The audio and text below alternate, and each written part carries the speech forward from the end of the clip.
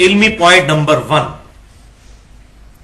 بھائیو اہل سنت کہلوانے والے تمام گروہ، چاہے وہ مالکی ہوں، چاہے حنبلی ہوں، چاہے شافعی ہوں، چاہے سلفی ہوں، اہل حدیث ہوں، سوائے احناف کے، اور اہل تشیع کے بھی تمام گروہ اس بات پر متفق ہیں کہ امام کائنات صلی اللہ علیہ وآلہ وسلم 4 مواقع پر رفع الیدین فرمایا کرتے تھے. یہاں تک تو اتفاق ہے آپ صلی اللہ علیہ وسلم کے ریفرنس سے. نمبر 1 نماز شروع کرتے وقت، نمبر 2 رکوع میں جاتے وقت، نمبر 3 رکوع سے اٹھنے کے بعد، اور نمبر 4 2 رکعتوں سے اٹھنے کے بعد. یعنی آڈ رکعتس جو ہیں، جو تاک رکعتیں ہیں، وہ رفع الیدین سے شروع ہوگی، پہلی اور تیسری. تو ان 4 رفع الیدین پر اہل سنت کے تمام گروہ اور اہل تشیع متفق ہیں سوائے اہل کوفہ کے.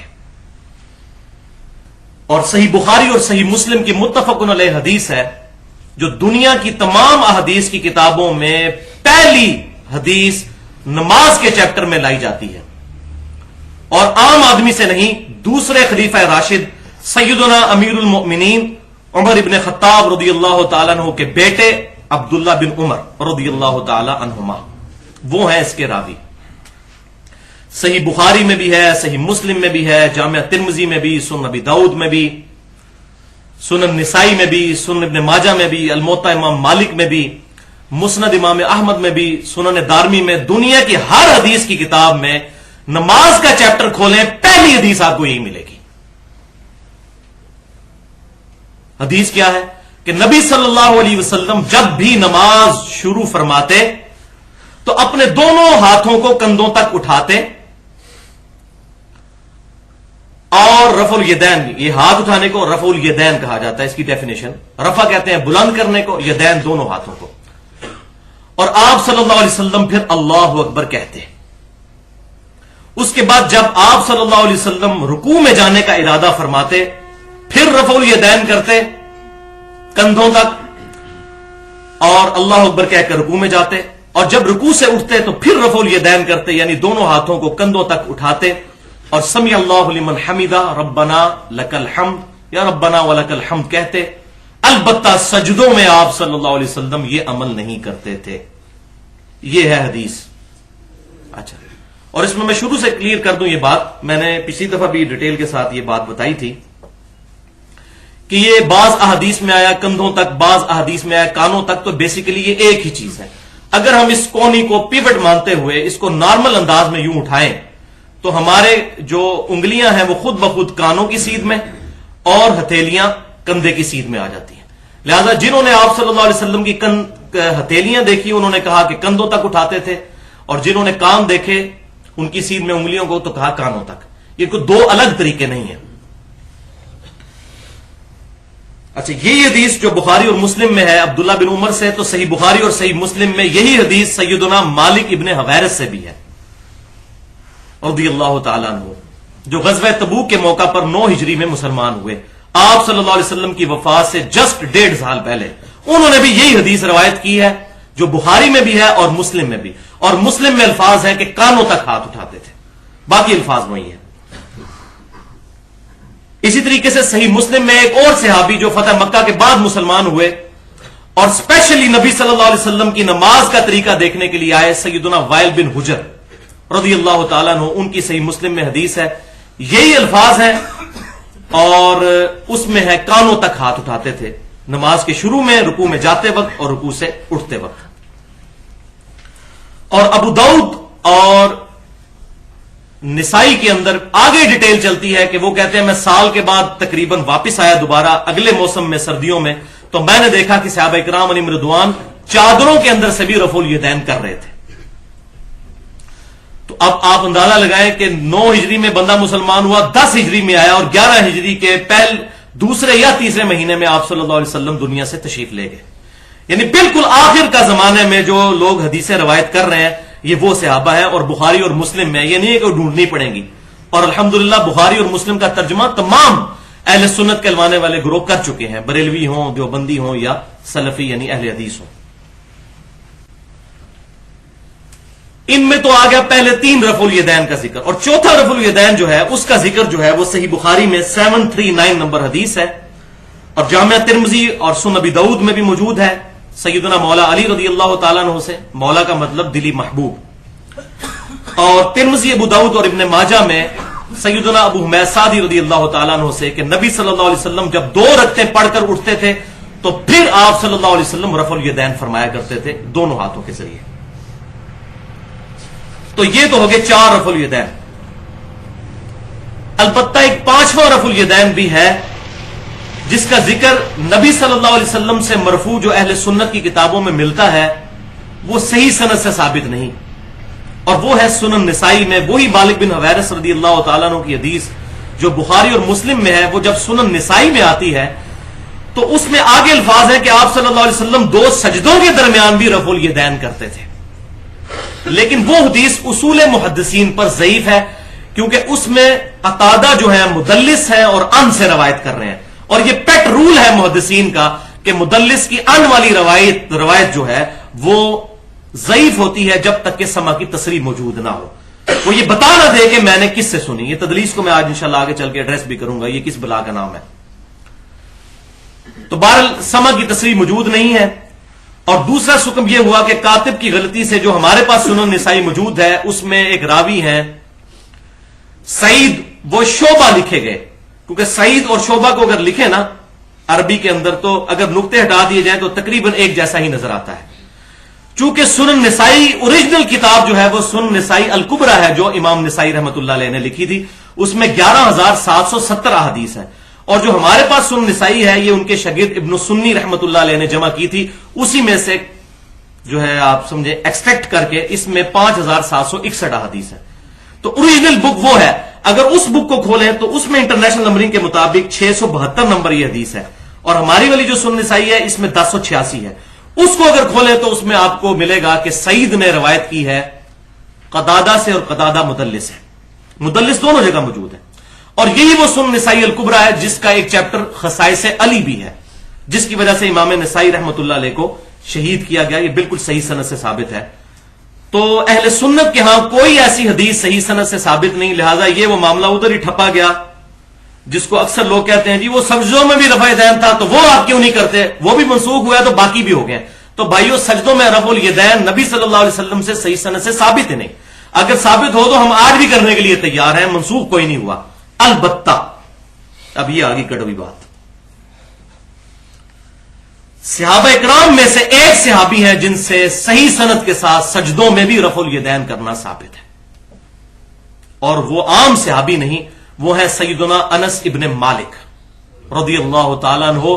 آپ صلی اللہ علیہ وسلم کو 10 سال تک وضو کروانے والے، اور آپ صلی اللہ علیہ وسلم کے ساتھ وہ بچپن میں ہی اٹیچ ہوئے، اور آپ صلی اللہ علیہ وسلم کی وفات کے بعد 82 سال تک زندہ رہے، اور بصرہ میں 93 ہجری میں فوت ہوئے.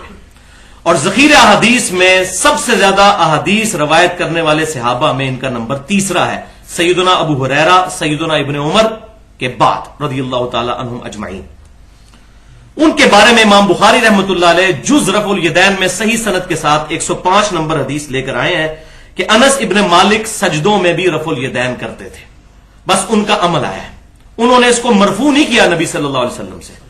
چونکہ مرفوع نہیں کیا لہذا یہ ان کا اپنا عمل ہے، اور جب صحابی سے کوئی عمل صحیح سند کے ساتھ ثابت ہو جائے تو اس پر پھر بدعت کا فتویٰ نہیں لگ سکتا. ہم یہ ضرور کہیں گے کہ سجدوں میں نہ کرنا بہتر ہے، کیونکہ ان احادیث میں ہے کہ آپ صلی اللہ علیہ وسلم نہیں کرتے تھے اور انس ابن مالک کرتے تھے. اور یہ پھر محدثین نے اس کی ڈیٹیل بیان کی کہ وہ مستحب کے طور پر کرتے تھے کہ اس وقت بھی میں رفع الیدین کروں، تعظیم کے طور پر، جیسا کہ ہر مین رکن کی تعظیم میں رفع الیدین آتا ہے. قیام سے پہلے رفع الیدین، رکوع میں جانے سے پہلے رفع الیدین، اور رکوع کے فوراً بعد رفع الیدین، یعنی سجدے میں جانے سے پہلے ہو رہا ہوتا ہے. تو تینوں بڑے ارکان جو ہیں ان سے پہلے تعظیم کے طور پر ہم ہینڈز اپ کرتے ہیں. لہذا ہمارے جو اہل تشیع بھائی ہیں ان کا سجدوں میں رفع الیدین کرنے والا مسئلہ جو ہے وہ بھی اہل سنت کی کتابوں سے ثابت ہو جاتا ہے اس حوالے سے کہ وہ جائز ہے، کیونکہ اہل تشیع جو ہیں وہ سجدوں میں بھی رفع الیدین کرتے ہیں. اور مزے کی بات یہ ہے کہ سوائے اہل کوفہ کو چھوڑ کر اہل سنت کہلوانے والے سارے گروہ، مالکی ہوں، شافعی ہوں، حنبلی ہوں، سلفی اہل حدیث ہوں، یہ سب اور اہل تشیع، ان کی نماز کا ایک طریقہ ہے۔ اہل تشیع بھی سجدے میں جاتے وقت پہلے ہاتھ لگاتے ہیں، بعد میں گھٹنے۔ اہل تشیع بھی جلسہ استراحت کر کے، یعنی پہلی رکعت میں 2 سجدے کرنے کے بعد بیٹھ کر اٹھتے ہیں، جو صحیح بخاری میں طریقہ موجود ہے۔ اور ایک مسئلہ ہے ٹکی والا، وہ میں نے پچھلی دفعہ وہ بھی ایڈریس کر دیا تھا، وہ بھی اتنا بڑا ایشو نہیں جو بنایا گیا ہے۔ لہذا سجدوں میں رفع الیدین بھی جائز ہے، البتہ افضل یہی ہے کہ رفع الیدین سجدوں میں نہ کیا جائے۔ اور اسی طریقے سے وہ بھی حیرتناک روایت جو ہے میں نے ایکسپلور کی المصنف ابن ابی شیبہ سے، انٹرنیشنل نمبر کے مطابق 3950، کہ سیدنا ابن زبیر رضی اللہ تعالیٰ عنہ جو نواسے ہیں سیدنا ابو بکر رضی اللہ تعالیٰ عنہ کے، اور سیدہ اسما بنت ابی بکر رضی اللہ تعالیٰ عنہ کے بیٹے ہیں، اور سیدنا زبیر کے بھی بیٹے ہیں، آپ رضی اللہ تعالیٰ عنہ ہاتھ کھول کر نماز پڑھا کرتے تھے، بالکل ہاتھ چھوڑ کر، جس طرح ہم رکوع کے بعد ہاتھ چھوڑتے ہیں۔ چونکہ یہ بھی صحابی سے عمل ثابت ہو گیا، لہذا اب ہاتھ چھوڑ کر نماز پڑھنا بھی بدعت نہیں رہے گا۔ البتہ اہل سنت کے ہاں ہاتھ باندھنا افضل ہے، اور ہاتھ چھوڑ کر بھی اگر کوئی نماز پڑھ لے تو چونکہ ابن زبیر پڑھتے تھے، صحابی سے جب عمل ثابت ہو جائے تو اس کا جواز کا فتویٰ ہوگا، اس پر بدعت کا فتویٰ نہیں لگے گا۔ تو الحمدللہ یہ معاملہ بھی میں نے پچھلی دفعہ کلیئر کیا تھا، ہاتھ چھوڑ کر نماز پڑھنے والا۔ باقی امام مالک پہ جو جھوٹ باندھا گیا ہاتھ چھوڑ کر نماز پڑھنے والا، وہ ثابت کوئی نہیں، کیونکہ الموطا امام مالک میں انہوں نے پورا چیپٹر باندھا ہے کہ دایاں ہاتھ بائیں زیرہ پر رکھا جائے، دایاں ہاتھ بائیں زیرہ پر، جو میں نے پچھلی دفعہ رکھ کر بتایا بھی تھا۔ اور یہی حدیث امام بخاری نے بھی الموطا امام مالک میں سے امام مالک سے 2 واسطوں سے لی ہے۔ تو امام مالک پر یہ جھوٹا بہتان ہے کہ وہ ہاتھ چھوڑ کر نماز پڑھتے تھے۔ البتہ کچھ روایتوں میں ملتا ہے کہ جب اس وقت غلط فتوے مولویوں نے دیے اور ان کے خلاف وہ کھڑے ہوئے کہ جبری طلاق واقع نہیں ہوتی، اس چانس پہ جب وہ کھڑے ہوئے تو بنو عباس کے لوگوں نے ان کو اتنا مارا کہ ان کے شولڈر ٹوٹ گئے اور وہ اپنے ہاتھوں کو باندھ نہیں سکتے تھے، ایون اپنا آزار بند بھی نہیں باندھ سکتے تھے۔ تو اس کی وجہ سے کچھ لوگوں نے ان کو دیکھا کہ وہ ہاتھ چھوڑ کر نماز پڑھ رہے ہیں اور اس کو کاپی کیا۔ وہی لعنت جو امت کے اندر شروع سے چلتی آ رہی ہے کہ ہم پرسنالٹیز کو دیکھ کے چلتے ہیں، اور آپ صلی اللہ علیہ وسلم کو بیک گراؤنڈ میں ڈالا ہوا ہے، اور ان پرسنالٹیز نے کبھی یہ بات نہیں کی کہ تم ہمیں فالو کرو، وہ کہتے ہیں ہماری بکس کو فالو کرو، وہ بھی نبی صلی اللہ علیہ وسلم کے ریفرنس سے۔ تو امام مالک رحمۃ اللہ علیہ بری ہے، الموطا امام مالک دنیا میں موجود ہے، کھول کر دیکھنے ادھر ہاتھ کھول کر نماز پڑھنے کا طریقہ کہاں لکھا ہوا ہے؟ اور الموطا امام مالک میں بھی نماز پر ایک ہی حدیث وہ لے کر آئے ہیں نماز کے طریقے پر، اور وہ وہی ہے جو عبداللہ بن عمر سے ہے کہ نماز کے شروع میں ہاتھ اٹھانا، رکوع میں جاتے وقت ہاتھ اٹھانا، اور رکوع سے اٹھ کر ہاتھ اٹھانا۔ اندازہ کریں آپ، تو کوئی دوسری رائے نہیں ہے سوائے اہل کوفہ اور احناف کو چھوڑ کر۔ تو بھائیو یہ ایشو بھی یہیں پر کل ہو گیا، جو کہا جاتا تھا جی سجدوں میں رفع یدین کیوں نہیں کرتے، تو وہ مسئلہ بھی میں نے الحمدللہ کلیئر کر دیا۔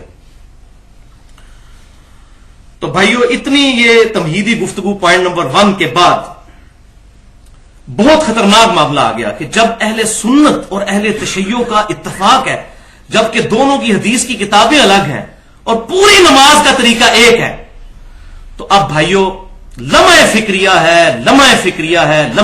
ہے احناف کے لیے، اور ہمارے انڈیا پاکستان میں بریلویوں اور دیوبندیوں کے لیے جو احناف کہلاتے ہیں، اہل کوفہ کے لیے بڑا لمحہ فکری ہے کہ پوری امت کا اتفاق چلتا آ رہا ہے۔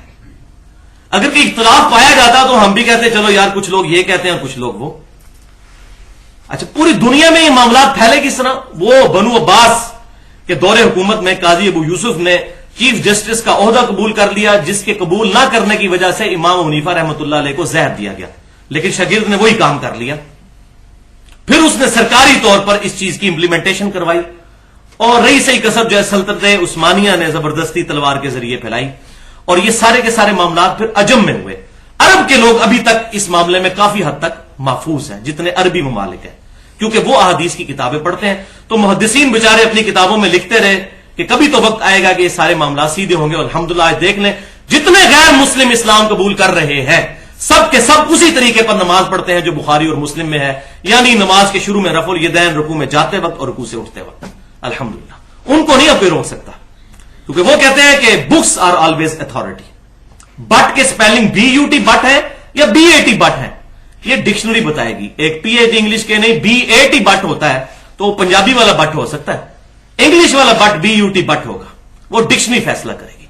तो ये जो कहा जाता है इतने बड़े बड़े उलमा पागल है, तो उलमा भी किताबों पर परखे जाएंगे, किताब अथॉरिटी होगी। इसलिए अल्लाह ताला ने किताबों के जरिए अंबिया इकराम अलैहिस्सलाम को मबूस फरमाया, और अंबिया भी जाते वक्त किताबें उम्मत को देकर गए, शख्सियात के हवाले नहीं करके गए। अल्हम्दुलिल्लाह।